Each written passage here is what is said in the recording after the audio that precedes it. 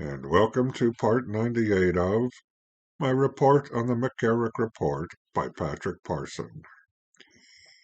As we continue Chapter 25, Knowledge of Prior Allegations and McCarrick's Activity during the Papacy of Francis, Spring 2013 to Spring 2017, we continue Part B, Holy See Decision-Making and McCarrick's Activity during the Papacy of Francis, Spring 2013 to early 2017. As the report tells us, McCarrick continued his correspondence with Nuncio Vigano, who assured McCarrick that the nunciature was, quote, at your disposal, unquote.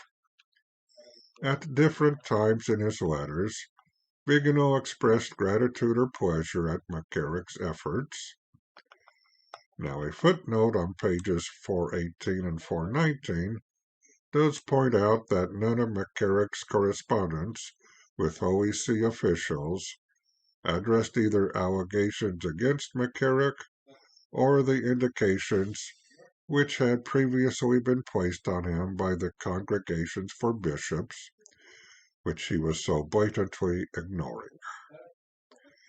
In summer 2014, McCarrick wrote letters to both Cuban President Raul Castro and U.S. President Obama, encouraging them to initiate a new phase of relations between the two countries. And in August of 2014, McCarrick went to Cuba for the 50th anniversary of the ordination of Cardinal Ortega, the Archbishop of Havana. McCarrick carried a note from Obama asking Ortega to hand a letter from Pope Francis to Obama over to McCarrick so McCarrick could hand-deliver the letter himself to Obama. However, the Pope had specifically directed Ortega to personally deliver the letter himself, so McCarrick had to leave Cuba without it. McCarrick, however, did help arrange Cardinal Ortega's travel to the United States and was present at the White House when Ortega handed the Pope's letter to President Obama. McCarrick did assist in the White House lifting of sanctions against Cuba, but the report makes a point of insisting McCarrick was not acting as an emissary of the Pope or Holy See. Ortega was the emissary. The report also discusses McCarrick's visits to China.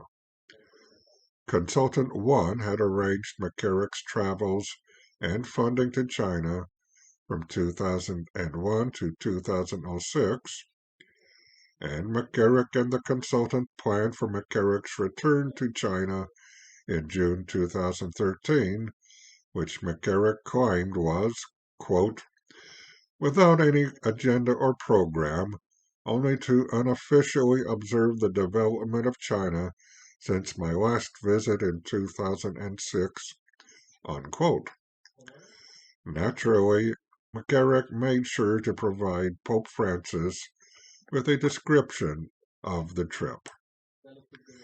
And McCarrick increased his visits to China, expressing hopes for rapprochement, which is an establishment or resumption of harmonious relations, just as his goal had been during the papacy of Pope John Paul II.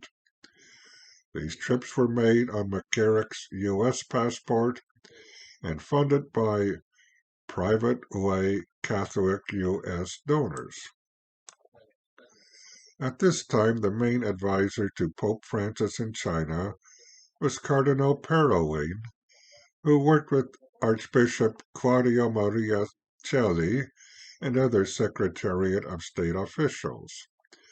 And the report makes sure we understand that even though McCarrick was keeping Holy See officials informed of his activities in China, he, and I quote, stopped short of engaging in diplomatic activity, unquote. But even this unofficial activity led to concerns within the Secretariat of State. And guess whose name comes up? Nuncio Vigano. Here we have a world-savvy, experienced, and widely respected cardinal of the Church working unofficially to bring peace and understanding in places of friction in the world. And someone wants to be a fly in the ointment. Why on earth does Vigano want to upset the apple cart? Perhaps we may find out in the next segment. Or perhaps not. But while we wait to find out, perhaps we can make our own small effort in building peace by praying the Fatima prayer.